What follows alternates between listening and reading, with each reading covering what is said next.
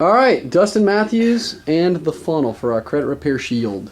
All right, so you might consider this funnel that I'll drive up. So starts with the web page with an opt-in. We'll call this lead generation.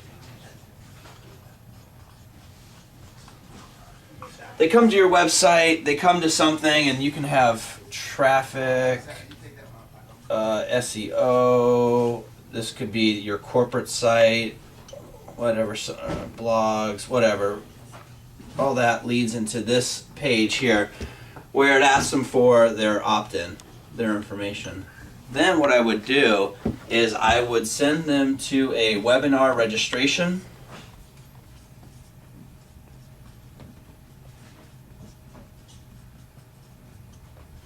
Page, which is here. Let me go back. The lead generation, you can give away a CD, you can give away the ebook. Just something attractive, something sexy that gets them to put in their information. Now, I don't go and ask for like 15 fields of information, only because for the more that you ask for, the less people you're going to have to opt in. Start the conversation, get them to opt in with just their email first, and if you want their first name because you have to have it, that's okay. Then what I do is I drive them here to the webinar registration page, and I have a page there that has a date and a time, and they can select from themselves. This is how I set mine up. They select Tuesday or Saturday, or whatever days you want to do the webinar. You give them two choices usually. Yeah, give them two choices. And I don't put it up on the page for them to go to at any time because there's no value in it. Right. Whenever there's a deadline, whenever there's an event built up, there's a perception of value. Then from there, what we'll do is we'll get them onto the webinar, right? And I'll just draw a TV for now. We'll get them to the webinar, and then we'll make an offer to buy something. So on this webinar, they'll have a chance to buy, and I'll just put add to cart here. Anyone that doesn't buy then comes to the sales floor to follow up with. Okay, now in between each one of these arrows are follow-up sequences. So, your arm shaking there? I'm good. So each one of these arrows represents like an email sequence. So in this one, we're going to start providing value. And if they haven't registered for the webinar yet, get them to register for the webinar. In this email sequence, we'll call it ES2. This one's email sequence 1. And this email sequence, it's all about reminder to come back and watch the webinar. And then this one is just about if they weren't on watching the webinar, replay. And then maybe you can plant a seed for the sales floor. So the whole point here is, I know Rob, when we talked on the phone, we were talking about you wanted basically the lead to, you were kind of thinking of this model, which was lead comes in, goes to the sales floor, and then the sales floor sells the webinar.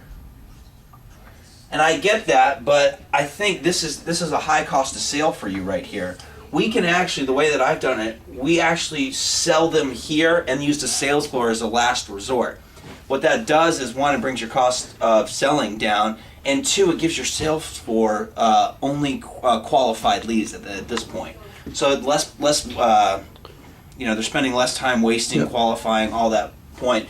Doing it this way, and the answer is to test. I don't know if it's going to be right or wrong for you, but I found doing it this way is the better way for me because it qualifies the leads. But doing it this way, you've got this human interaction, all the time. I like to design a system where it can sell, and then if I have humans, I can put them in. If I have sales reps, coaches, I can put them in. You got some humans? Humans. I got a question for you. Human element, yeah. Where would you offer the replay link in those intermediary messages that are coming out? Because the emails are still trying to get them on the webinar in the email sequence 1 and 2, right? Where do you offer the playback? offer the playback after the webinar. So in this sequence here, after the webinar is played on a Saturday, let's call it, or whatever day, and it might be, you guys might have stats from when your sales reps are actually getting a hold of people. That would probably be a good time to air the webinar, but you want to test that. Only to the people that registered for the webinar, right? Only to the people that register, yeah. Okay. You want to create an event out of each one, because if they're not willing to register, they're probably not a qualified lead. Right. In my mind. But again, you want to test it. Maybe the guys that don't register want to talk to somebody. So, but generally, this is what I found. What this does is qualifies the lead. It sells without any human interaction, and then follow up on the sales floor. So they're primed and ready to go. I think that's pretty much it. So, as far as the sales floor, they're going to call all the leads of all the people that watched the webinar that didn't buy on the webinar. Correct. And you can actually call them. You can call the people that didn't show up either and just go through your regular sales process, or like you said, sell the webinar appointment. Cool.